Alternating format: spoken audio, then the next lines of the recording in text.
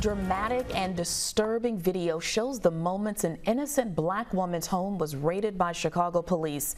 She was left standing naked, handcuffed, and humiliated in a room full of men. Eric Cox reports on the horrific encounter and what's being done to right this wrong.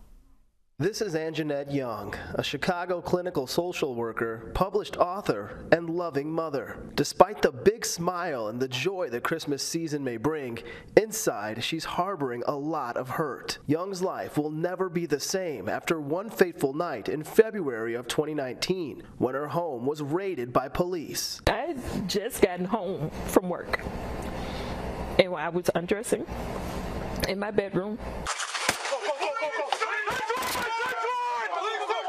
and it happened so fast, I didn't have time to put on clothes. A CBS News report revealing the missteps Chicago police made both before and after wrongly entering Young's apartment. And I'm just standing there.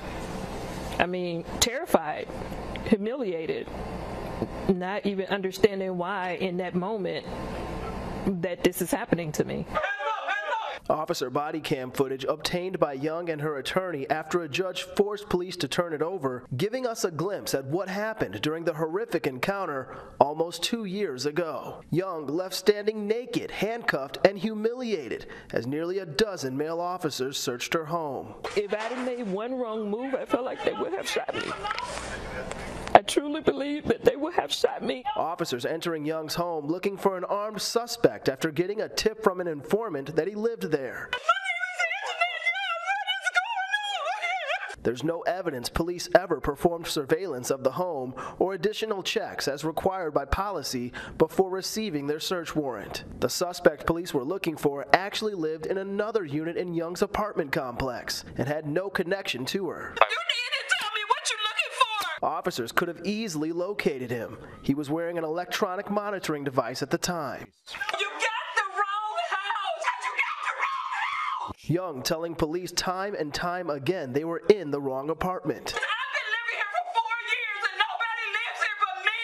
Okay, you don't have to shout. I don't have to shout! This is ridiculous! You got me in handcuffs, I'm naked, you kicked my house in, and I keep telling you, you got the wrong place! If you can hear that my voice is hoarse, it is because I have been unsparing in my comments to all involved in this colossal mess. Chicago Mayor Lori Lightfoot expressing her disgust for how Young was treated. Why there's been such a visceral reaction is because we as black women put ourselves in her place. And how can we not? The mayor promising changes for the city's police department and a quick conclusion to the investigation of what went wrong. More than a year after the probe began, Chicago's Civilian Office of Police Accountability, or COPA, says they're still interviewing officers involved. We cannot breach the sanctity of someone's home unless we have complete certainty of the occupant's criminal conduct. Young and her attorney plan on refiling their lawsuit against both the city of Chicago and the city's police department next week, except this time they plan on taking their case to Illinois State Court. Back to you in the studio. Eric, I have so many emotions. I am utterly lost for words. To see that video, to see that woman naked with nothing on, just repeatedly screaming, "You have the wrong house," and then to hear the fact that the suspect they were looking for had a GPS monitoring bracelet on. What's being done to fix this issue? Well, plain and simply, not a whole lot if you ask any of the critics of the Chicago Police Department. But if you were to ask Mayor Lori Lightfoot, she spoke on it just a few hours ago. She went into exhaustive explanations about what she feels she's done in just her first year in office to try and correct some of these wrong search warrants that are issued out.